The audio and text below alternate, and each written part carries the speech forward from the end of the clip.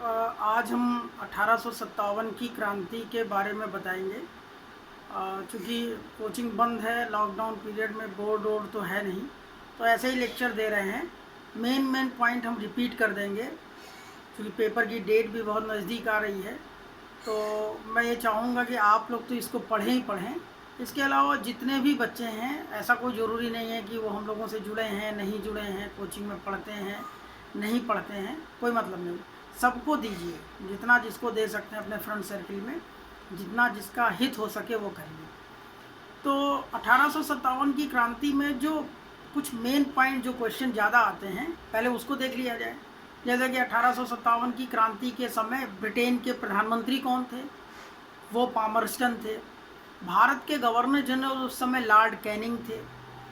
उस समय सेनापति अंग्रेजी सेना के एनीसन थे। लेकिन जब क्रांति शुरू हुई तो कॉलिन कैंपबेल सेनापति नियुक्त हो गए थे और उनका विद्रोह को दबाने में बहुत ज़्यादा हाथ था। 1857 की क्रांति का जो मुख्य नारा था, मारो फिरंगियों को। इसके अलावा 1857 की क्रांति का जो सैनिक मुख्यालय था वो शिमला में था और तोपखाने का मुख्यालय मेरठ में था, जहाँ से विद्रोह 10 मई को शुरू हुआ था। इसी तरीके से 1857 की क्रांति में उस समय के तत्कालीन मुगल सम्राट थे बहादुर शाह जफ़र उनका उपनाम था। और क्योंकि जफ़र नाम से ये शायरी लिखा करते थे, तो इनका नाम बहादुर शाह जफ़र पड़ा था। इसी तरीके से इस समय जैसे कि तात्या टोपे को आधुनिक गैरिबाल्डी कहा गया था। गैरिबाल्डी इटली के बहुत बड़े सेना नायक थे, तो उनसे उनकी तुलना की गई थी। कुंवर सिंह को आम जनता राजा की उपाधि देती थी। यद्यपि वो राजा नहीं थे, बहुत बड़े तालुकेदार थे, जमींदार थे, लेकिन उनको राजा की उपाधि दी गई थी।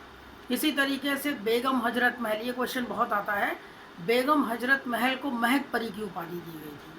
तो ये कुछ इम्पॉर्टेंट पॉइंट्स हैं, और कुछ बीच में आते रहेंगे, जो बीच में मिस कर जाता उसको हम बताते रहेंगे। तो इन पॉइंट्स को आप लोग विशेष रूप से याद रखिएगा, भी बीच में रिपीट होगा तो भी करिएगा, इस पर क्वेश्चन ज़्यादा आते हैं। 1857 की क्रांति के कई एक कारण थे। राजनैतिक कारण, सामाजिक कारण, धार्मिक कारण, आर्थिक कारण और तात्कालिक कारण।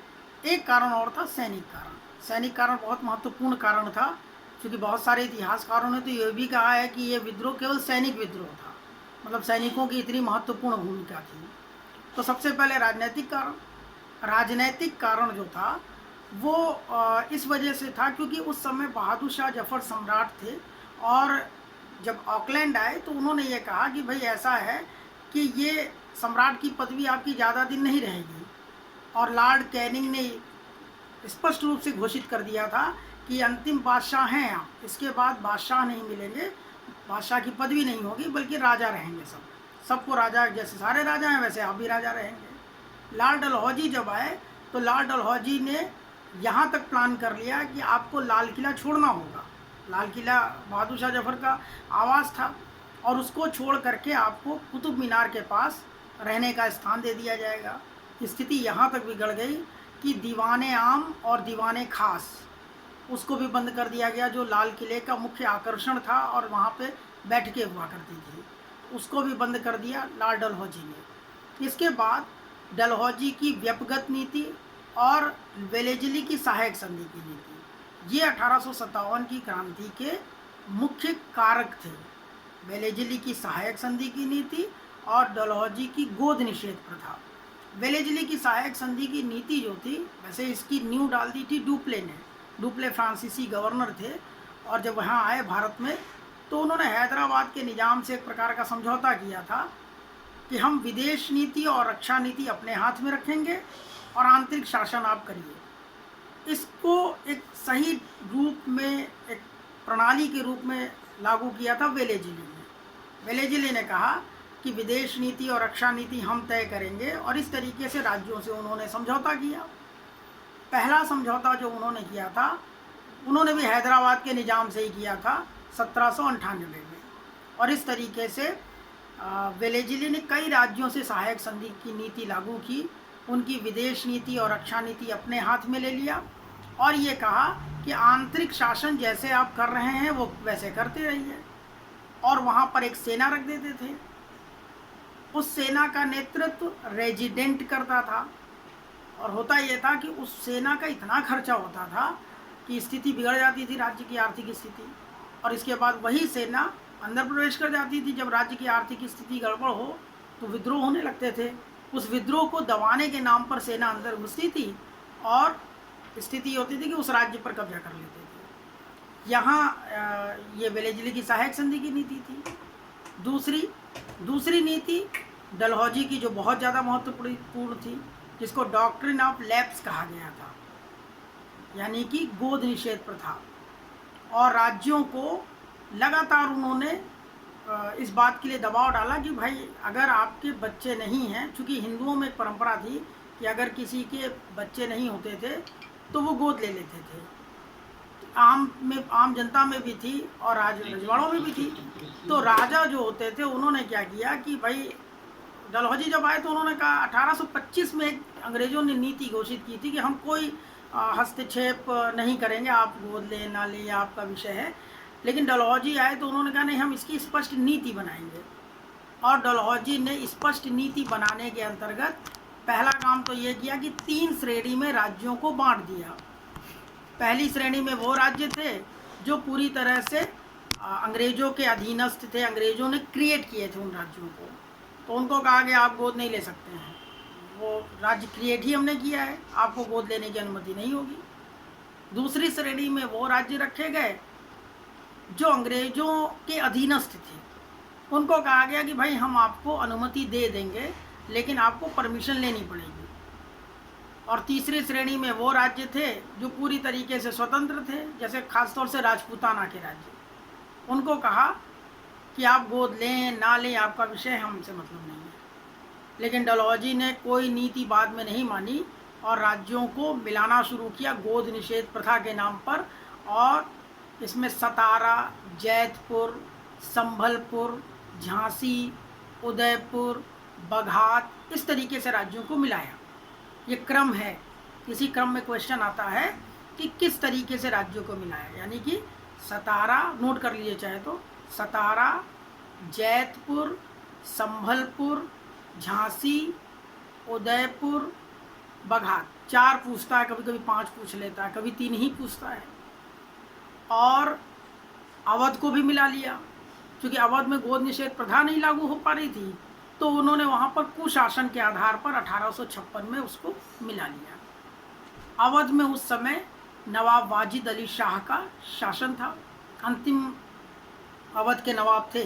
और एक बात और ध्यान रखिए, अवध का मतलब लखनऊ, उत्तर प्रदेश, और उसकी राजधानी लखनऊ थी, तो अवध को भी मिला लिया। इस तरीके से राज्यों में बहुत ज़्यादा एक विद्रोह की भावना पनपी। तो एक तो ये भी कारण था डॉक्ट्रिन ऑफ लैप्स। इसके अलावा जब अंग्रेज भारत आए थे तो उन्होंने रजवाड़ों में हस्तक्षेप ना करने की बात कही थी, लेकिन उनके सारे मामलों में वो हस्तक्षेप कर रहे थे। और इसी का परिणाम ये रहा कि 1857 के विद्रोह में राजनीतिक कारण जो था वो प्रमुख रूप से उत्तरदायी हो गया। अब आइए धार्मिक कारण में। क्योंकि भारत की जनता बहुत धार्मिक होती थी, वो अपने धार्मिक मामलों में हस्तक्षेप पसंद नहीं करती थी। तो सबसे पहले 1813 का एक्ट ये लोग लेकर आए। 1813 के एक्ट में इन्होंने कहा ईसाई मिशनरियों को भारत में आने की अनुमति होगी और वो धर्म प्रचार कर सकते हैं। असल में ये लोग वहाँ प्रचारित करते थे पूरे यूरोप में कि भारत में अर्धमानव रहते हैं, यानी कि जिनका आधा शरीर मनुष्य का और आधा शरीर जानवर का होता है। तो वो कहते थे हम ईसाई मिशनरी वहाँ इसलिए भेज रहे हैं कि हमें वहाँ पर लोगों को संस्कृति सिखानी है, सभ्यता सिखानी है, कि वो सभ्य हो जाए। इसका बहुत कड़े शब्दों में खंडन क्या, वो जब 1893 में शिकागो विश्व धर्म सम्मेलन में स्वामी विवेकानंद गए थे, तो उन्होंने जब वहाँ अपना व्याख्यान दिया तब लोगों ने कहा कि अरे ऐसे ज्ञान संपन्न देश में जहाँ इतने ज़्यादा विद्वान लोग रहते हैं, वहाँ ये क्या हम लोग ईसाई मिशनरी भेजा करते थे। खैर वो आगे चलकर हम लोग उसको देखेंगे। तो 1813 में ईसाई मिशनरियों को भारत आने की अनुमति दे दी गई।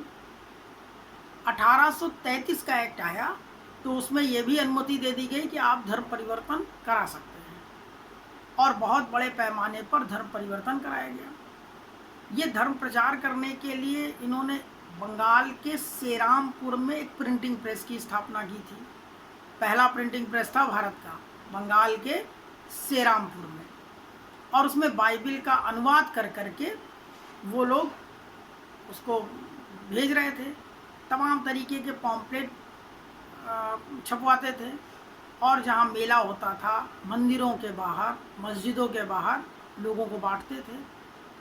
और लोगों उनको सरकारी संरक्षण था प्रचार करने का, बाकायदा उनके साथ पुलिस जाती थी ताकि ऐसा ना हो कोई विरोध करे।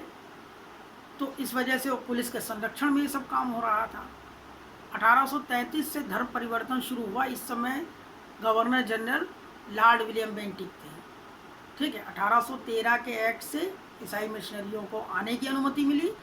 1833 के एक्ट से ईसाई मिशनरियों को धर्म परिवर्तन कराने की अनुमति दी गई। इस समय 1833 में Lord William Bentinck governor general थे। फिर आगे चलिए, 1829 में बेंटिक के ही समय धारा 17B के तहत सती प्रथा पर रोक लगा दी गई। राजा राम मोहन रॉय, आप लोगों ने सुना ही होगा, उनका बहुत ज़्यादा इसमें सहयोग था। राजा राम मोहन रॉय या सारे समाज सुधारकों के बारे में चैप्टर में बताया जाएगा। तो 1829 में धारा 17B के तहत सती प्रथा पर रोक लग गई, और सबसे पहले ये कानून जो लागू कर दिया गया था वो बंगाल में। इसके बाद धीरे धीरे पूरे भारत में लागू हो गया। इसके बाद 1850 का एक्ट आया। 1850 का एक्ट जो था वो लेक्स लॉकी कानून कहलाया गया। इस 1850 के कानून में ये कहा गया कि यदि अगर कोई व्यक्ति ईसाई धर्म स्वीकार करता है तो पिता उसको संपत्ति से बेदखल नहीं कर सकते हैं। इसलिए कि भाई कोई पिता की अनुमति के बिना या बिना परमिशन के ईसाई धर्म स्वीकार कर लेता था तो वो लोग कहते थे कि ठीक है, तुमको संपत्ति से बेदखल कर दे रहे हैं। तो आदमी डरता था कि संपत्ति ही नहीं मिलेगी। तो इन्होंने कहा नहीं, कोई डरने की बात नहीं, हम कानून ला रहे हैं और कानून ले आए। तो इससे भी बड़ा लोगों में संतोष था कि आप हमारे धार्मिक मामलों में हस्तक्षेप कर रहे हैं, और ज़बरदस्त तरीके से हस्तक्षेप कर रहे हैं। 1856 में विधवा पुनर्विवाह कानून आया। ईश्वरचंद विद्यासागर के प्रयासों से विधवा पुनर्विवाह कानून या सती प्रथा पर निषेध कानून, ये सब तो बहुत अच्छे थे, लेकिन एक कट्टर वर्ग, धार्मिक कट्टर वर्ग नाराज हो रहा था कि आप हमारे मामलों में लगातार हस्तक्षेप कर रहे हैं। तो ये जो धार्मिक कारण था वो भी बहुत ज़्यादा उत्तरदायी था हमारे यहाँ 1857 के विद्रोह के। इसके बाद धार्मिक कारण के बाद हम आ जाएंगे आर्थिक कारण में। वीडियो बहुत कम लोड हो पा रहा है क्योंकि उसमें जो है, तो आप देखिएगा, हम इसको कई पार्ट में ही बता पाएंगे लगातार। तो 1856 का 18 ये जब आर्थिक कारण में आ जाइए, आर्थिक कारण बहुत ज़्यादा महत्वपूर्ण था, बड़ा उत्तरदायी था, और काफ़ी ज़्यादा उसमें चीज़ें थी। अंग्रेज आए थे भारत में व्यापार करने के लिए। उन्होंने शुरुआत में ही नारा दिया था, भूभाग नहीं व्यापार, यानी कि हम ज़मीन पर कब्जा करने नहीं आए हैं, व्यापार करने आए हैं। और इसके पहले जब पुर्तगाली आए थे तो पुर्तगालियों ने ये कहा था कि उन्होंने 3 तरीके, चूँकि कोई भी भारत में या विश्व में कहीं व्यापार करता था अगर ईसाई धर्म से संबंधित है तो उनको पोप से अनुमति लेनी पड़ती थी। तो पुर्तगालियों ने नारा दिया था, स्वर्ण, गौरव और ईश्वर। स्वर्ण का मतलब व्यापार करके धन कमाना, गौरव का मतलब जमीन पर कब्जा करके अपने सम्मान को बढ़ाना, और ईश्वर का मतलब ईसाई धर्म का प्रसार करना। लेकिन अंग्रेज ज़्यादा चालाक थे, उन्होंने कहा नहीं, हम केवल व्यापार करने आए हैं और ज़मीन पर कब्जा करने नहीं आए हैं, भूभाग नहीं व्यापार, शुद्ध व्यापार करेंगे। लेकिन धीरे धीरे उनको लगा कि अरे यहाँ तो बड़ा विवाद है, हम कहीं कुछ भी कब्जा कर सकते हैं, कहीं किसी प्रकार का ज़्यादा विरोध ही नहीं है। तो उन्होंने क्या करना शुरू किया कि अपनी आर्थिक नीतियों को लागू करना शुरू किया। एक उपनिवेश के रूप में हमें स्थापित कर लिया और आर्थिक दोहन प्रारंभ कर दिया। आर्थिक दोहन करने के लिए जितने प्रकार के उपाय थे सब उन्होंने किए। पहला देख लीजिए, जब यहाँ पर आए तो यहाँ पर कर लेने के लिए सबसे ज़्यादा खेती होती थी। आज भी भारत कृषि प्रधान देश है, उस समय तो बहुत ही ज़्यादा खेती पे ही सब डिपेंड था। तो उन्होंने 3 प्रकार की कर व्यवस्था लागू की थी। एक तो था स्थायी बंदोबस्त, जिसको जमींदारी कहा गया। ये जमींदारी व्यवस्था, स्थायी बंदोबस्त 1793 में लॉर्ड कॉर्नवालिस लेकर आए थे। दूसरा था रैयतवारी व्यवस्था और तीसरा था महालवारी व्यवस्था। और तीनों ही बड़ी शोषणकारी प्रवृत्ति थी। इनके तीनों के बारे में पढ़ना भी बहुत ज़रूरी है। हम लोग इसको आर्थिक वाले चैप्टर में पढ़ेंगे। तो स्थायी बंदोबस्त व्यवस्था जो थी, उसमें क्या होता था कि जो ज़्यादा बोली लगाता था उसको कर एकत्र करने का अधिकार दे दिया जाता था। तो उसमें क्या हुआ कि जो बोली लगाने वाला वर्ग था, पहले तो जमींदार गांव का ही होता था या किसानों के बीच का कोई होता था। अब ज़्यादा बोली जब लगने लगी तो उसमें धनी वर्ग जो था वो ज़्यादा बोली लगा रहा था। पूंजीपति वर्ग, उसका गांव के किसानों से कोई मतलब नहीं होता था। गांव में सूखा पड़ गया, बाढ़ आ गई या किसी प्रकार की आपदा आ गई, उसको तो पैसा चाहिए था। उसने कारिंदे रख रखे थे और इसमें नियम ये था कि 1/11 हिस्सा जमींदार का होगा और 10/11 हिस्सा अंग्रेजी सरकार का होगा। उसको ज़्यादा वसूल करने के चक्कर में तमाम तरीके के अत्याचार करते थे वो लोग, और इसी का परिणाम ये रहा कि लोग किसानों की ज़मीन छीनती चली गई और जो जमींदार थोड़ा सा लिबरल था उसकी ज़मींदारी छीन गई।